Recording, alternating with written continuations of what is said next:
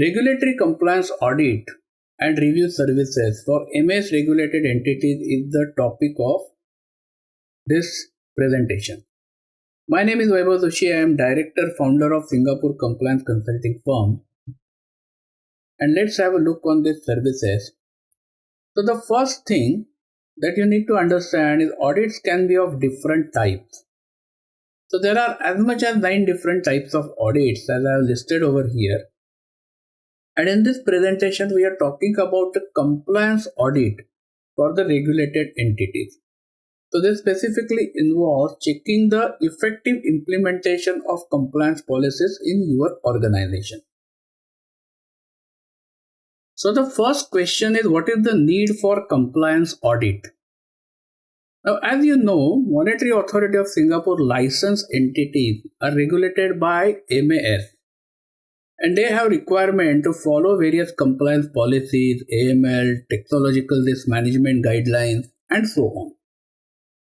So what happens is many a times companies have beautifully written policies, but they don't follow it in actual practice. And this can result into issues. So there can be lapses on compliance side, and it can result into regulatory actions by monetary authority. So to ensure this does not happen, periodic audit is a recommended procedure.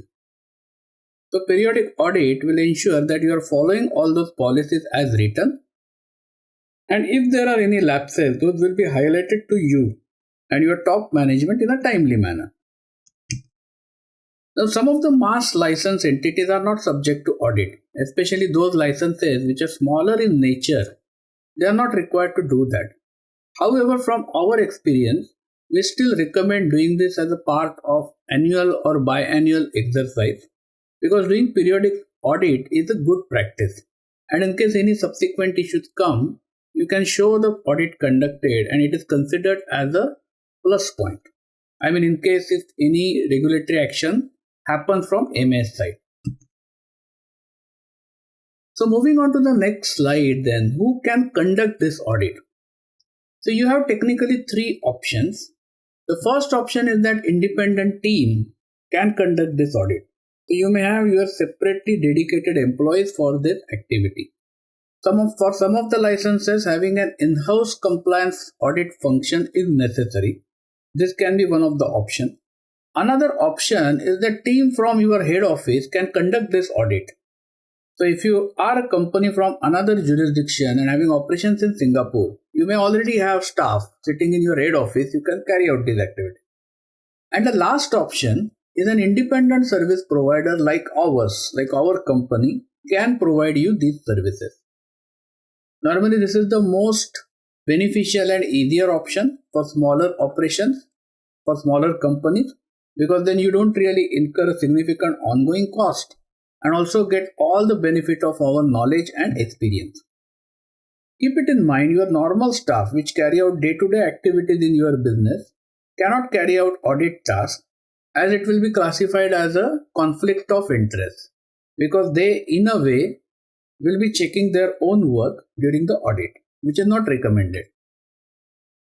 So moving on to the next slide then, what are the benefits of conducting periodic audit? So as I mentioned, first thing is that in some cases it is mandatory. So if you are a licensed entity, for some licenses this audit is compulsory. Even if it is not compulsory, generally it is a third party review. So a third party is checking your compliance policies, and it is also checking adherence to the compliance policy, that is how well you have followed.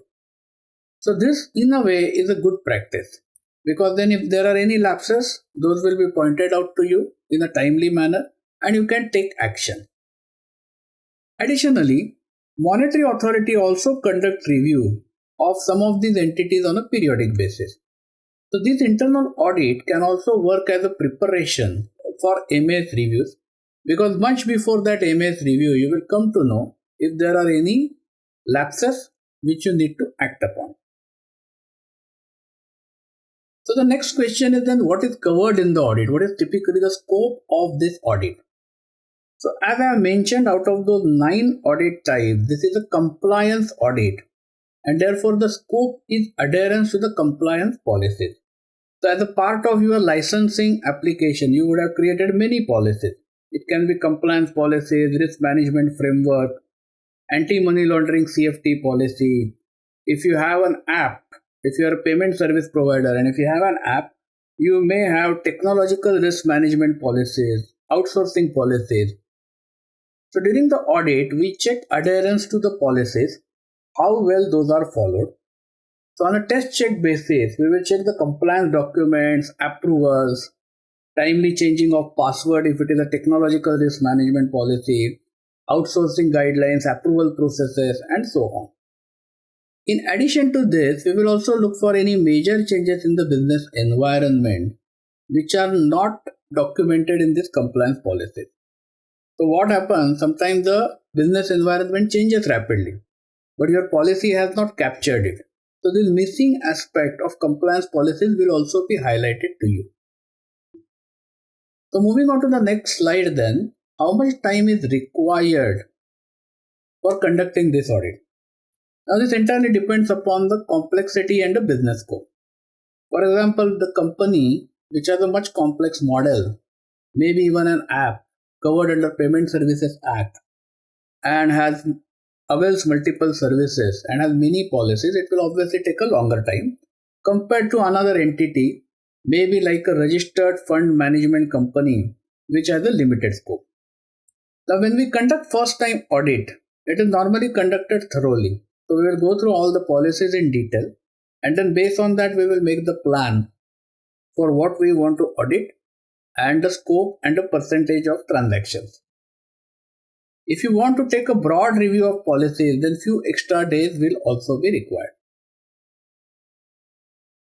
So in summary, it is generally recommended that every MS regulated entity should conduct internal compliance audit at least once a year. In case you are interested in availing these services from our company, then you can contact us at info@compliance.com.sg or you can access our website compliance.com.sg and fill up a form or call us via a telephone number. Singapore Compliance is a leading financial regulatory consultancy service provider. For any financial licensing application, advisory and audit requirements, please feel free to contact us.